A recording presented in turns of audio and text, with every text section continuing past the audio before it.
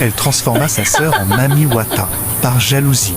Et pour la toute première fois, Nala ressentit de la haine pour sa sœur. À partir de ce moment précis, tout bascula. Pourtant, elles avaient toujours été inséparables. Imani et Nala avaient grandi sous le même toit, liés par un destin complexe. Imani était la fille de la première épouse, une femme décédée trop tôt.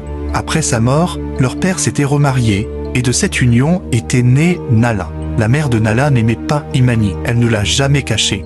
Mais malgré cela, les deux filles s'étaient rapprochées, contre toute attente. De l'école à l'université, elles faisaient tout ensemble, toujours ensemble. Nala était la vive, la bruyante, la flamboyante, la belle, la populaire, celle qui parlait fort, riait fort, attirait les regards sans effort. Imani, elle, était calme, douce, réservée. Elle parlait peu, mais les gens se sentaient naturellement attirés par elle. Un soir, lors d'une fête, tout changea.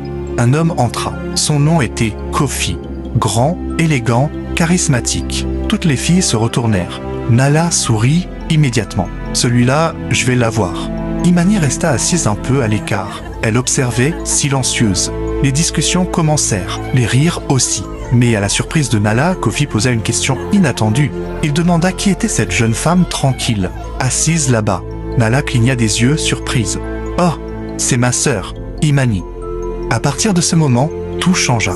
Kofi écoutait moins Nala. Il regardait davantage Imani. Quelque chose se serra dans la poitrine de Nala. Une douleur nouvelle. Elle sourit. Elle fit semblant. Plus tard, Kofi demande le numéro d'Imani. Imani hésita.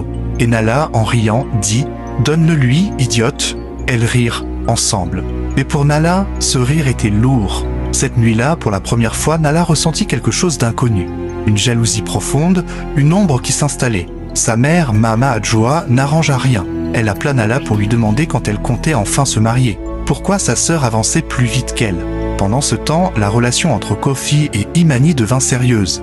Les appels, les projets, puis la demande en mariage. Nala sourit.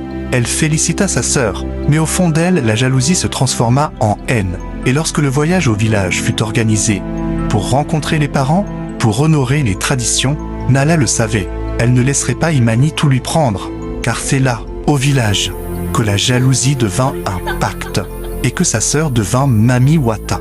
À suivre, partie 2.